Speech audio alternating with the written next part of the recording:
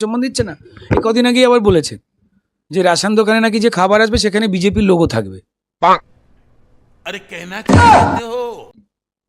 বিজেপির সিম্বল থাকবে। তো এই ধরনের মিথ্যে কিন্তু জেনারেলি কিন্তু আপনারা দেখবেন যে ক্লাস 6-7 এর বাচ্চারা বলে। আপনারা দেখবেন একটা শিশু সুলভ অনেস্টি আছে ওনার। সেই দিকে তাকান, নেগেটিভ ভাবে আমাদের তৃণমূলের নেত্রীকে এইভাবে দেখবেন না। আরে বিদেশি মানুষ একলা একলা থাকে, আত্মীয় নাই, স্বজন নাই, তারা মাইরা ফেলছে। সঠিক বলেছেন, আপনার বুদ্ধি ভালো। তো ফলত উনি মিথ্যে কথা বলছেন, একটা পরিশ্রম করছেন, একজন বয়স্ক মহিলা, এইটার প্রতি অন্তত এরকম একটা করা উচিত। তো সেটা না কেউ করছেন, আমার খুব খারাপ লাগছে। এই তো কদিন, তারপর তোর দল আর থাকবে না। এই অভিনব পদ্ধতি মানে হতে পারে না।